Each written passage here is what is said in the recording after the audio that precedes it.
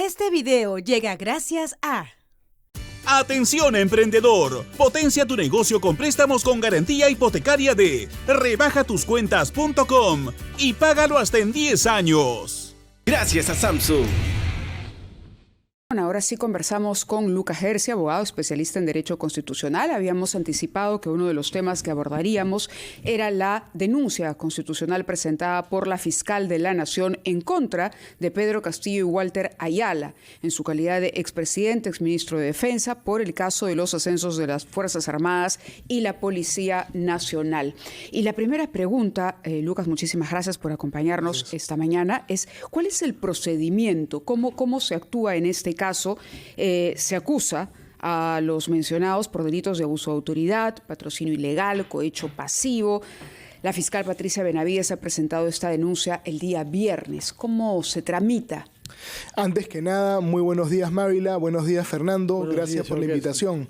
A ver, nuestra Constitución contempla este famoso procedimiento de acusación constitucional o de antejuicio político, que es un procedimiento que puede seguirse contra altos funcionarios del Estado para autorizar que se les pueda procesar en la vía penal cuando comiten delitos en ejercicio de su cargo o para inhabilitarlos. Entonces, en este caso, para que se pueda procesar a Pedro Castillo y al señor Ayala por este presunto delito, primero hay que retirarles el beneficio de antejuicio político. ¿Y eso lo hace el Congreso? Eso lo hace el Congreso. Es un procedimiento de 3 instancias. Primera instancia, subcomisión de acusaciones constitucionales, donde se designa un congresista para que investigue. Y ese congresista citará a los testigos, actuará pruebas, investigará y producirá un informe. Después, este informe va a la comisión permanente, donde se vota si es que se va a respaldar, se va a acusar o no se va a acusar. Y luego, si es que la comisión permanente decide acusar, la comisión permanente se vuelve como una especie de fiscal que acusa a Pedro Castillo ante el Pleno del Congreso y vota el Pleno del Congreso sin la comisión permanente. Es un proceso un poco burocrático, largo, puede tardar más de un año, puede tardar 2 años inclusive, pero es lo que manda nuestra Constitución, ¿no? Y esperemos que se tramite con celeridad y también respetando, por supuesto, el debido proceso.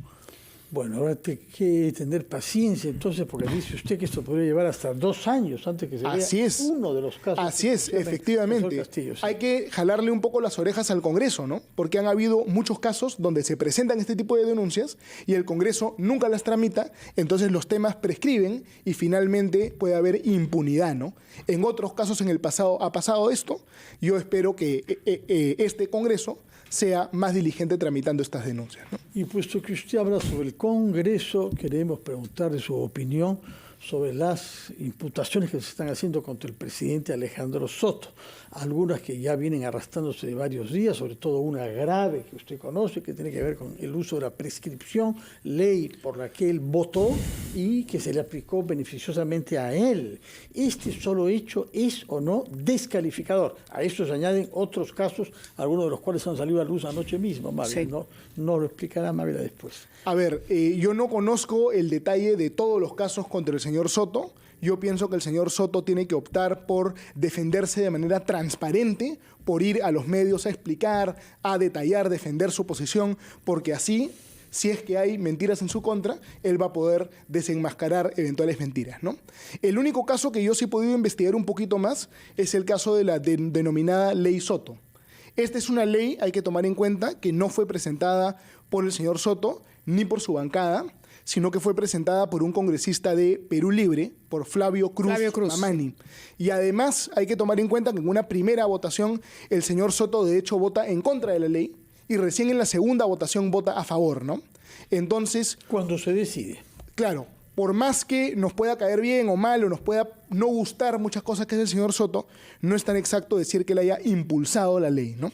Solo eso hay que tenerlo claro, en honor a la verdad, ¿no? Pero, en honor a la verdad. Pudo abstenerse en la votación. Eso también es una posibilidad que se le ha reclamado. No, si usted sabía que esta ley lo iba a beneficiar, porque está clarísimo cuando uno lee el expediente, dentro de los argumentos del abogado, cita particularmente la norma. Por lo tanto, él pudo decir, bueno, me abstengo porque esta ley podría eventualmente favorecerme. Lo otro que yo entiendo ha señalado el presidente del Congreso como parte de su defensa, es decir que esta ley no ha sido trascendente para la prescripción de su delito. Es decir, lo que se ha manifestado es: incluso si no se aprobaba la ley, mi delito prescribía igual. Por lo tanto, esta ley no me beneficia. Es lo que dice él, pero sostenido, ¿no? Claro, pero no es lo que pasó, porque en efecto se revirtió el asunto en el Poder Judicial y se acudió a una nueva instancia y el caso estaba pendiente.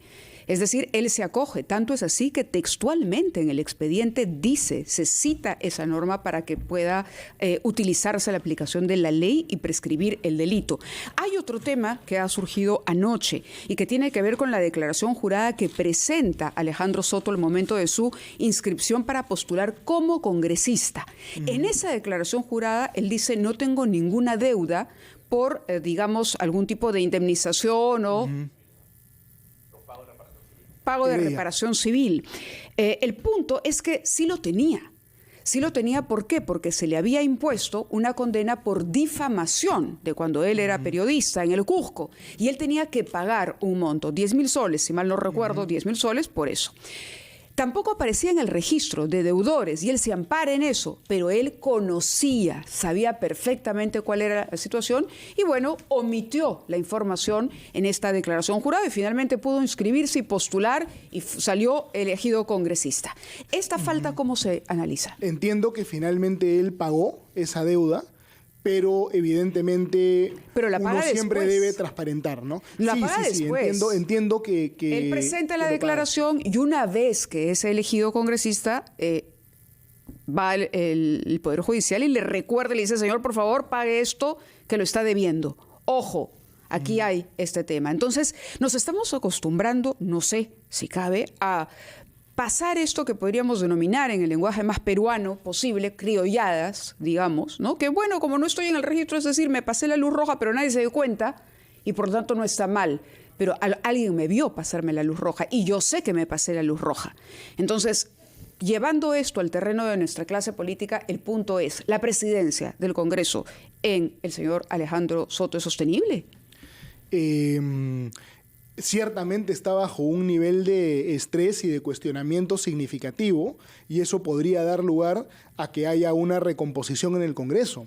Pero, digamos, tomando en cuenta la situación frágil en la que se encuentra nuestra democracia, a veces las recomposiciones no necesariamente va a ser lo que más nos conviene, ¿no? Y soy, entonces, por lo que veo, por la primera vez desde que lo conozco, que no es mucho, pero lo suficiente, y que usted está adoptando consideraciones políticas por encima de la ley y de la Constitución. Porque lo que está claramente establecido es que quien miente para postular al Congreso, y el señor ha mentido porque ha afirmado que no tenía deudas por reparación civil y sí tenía. Entonces, desde el punto de vista jurídico, el señor Gersi, que yo pensaba que era la dimensión en la que ha basado su carrera política, precoz, pero rápido. No, a ver, pero ahora está diciendo que por consideraciones políticas mejor pero hay un quedarnos tema. con esta.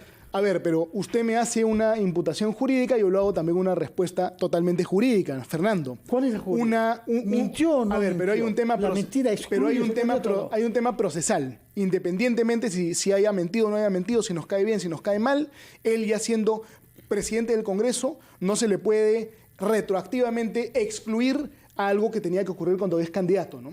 En todo caso, él ni siquiera puede renunciar al cargo de congresista, ¿no? No puede autodesaforarse, ¿no? Pero a la no puede presidencia autodesaforarse. Sí. Entonces, ese análisis como que ya precluyó. Lo que debe ocurrir es que tiene que el señor Soto, pienso yo, con toda honestidad, salir a defenderse con transparencia, ¿no? Explicar todo. Ya lo ha hecho sobre otras cosas, mejor que nadie. No era su cuñada la que contrató. Ya hemos escuchado sus penosas explicaciones. Usted quiere seguir escuchándolas para ver si es que podemos ser condescendientes con él. ¿Debería pedir perdón en cualquier caso? ¿Disculpas por las faltas cometidas, reconociendo esas faltas? Y la posición que él tiene, entiendo yo, es negar todas las faltas y quedarse atrincherado. Entonces, claro, la negativa lo que provoca es que uno diga: caramba, o sea, niega todo, pero los hechos están ahí. Es decir, se acogió a un beneficio, creyó, porque no estaba en el registro de deudores, por lo tanto pudo inscribirse sin declarar la información. Hoy ya no podemos hacer nada desde el punto de vista legal, ya no se puede. El señor salió elegido, es congresista, lo votaron en el Pleno, por lo tanto también es presidente del Congreso. Pero caramba, que salga y que diga, bueno, sí, cometí esta falta y no lo voy a volver a hacer, por lo menos, eso sí le podríamos pedir.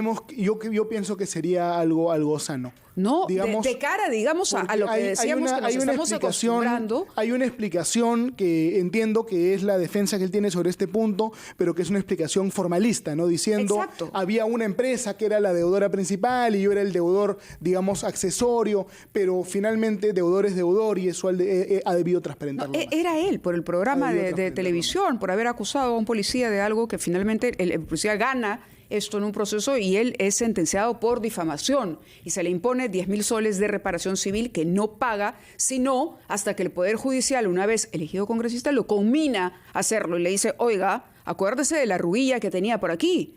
Entonces, por lo tanto, uno dice, bueno, sí, ¿no? Ya. En fin, son... me parece reflexiones que hay que hacer porque sin duda, sí. ¿no? De criollada en criollada vamos sumando una lista y la gente va perdiéndole la fe al sistema, ¿no? Definitivamente yo creo que lo que hay que buscar en este país es una política con menos criolladas, más transparente, más honesta, más institucional, ¿no? Y ese es el trabajo que estamos desarrollando, ¿no? Tomamos nota. Entonces, pregunta rápida, por favor. El tipo ¿Cómo no, se agotó. ¿Tiene alegría por los resultados electorales ayer en Argentina de Milei, ultraliberal, anarcocapitalista, como él se define? A ver, es un resultado muy preliminar, ¿no? No es una primera vuelta, sino una especie de simulacro de elecciones, nada más.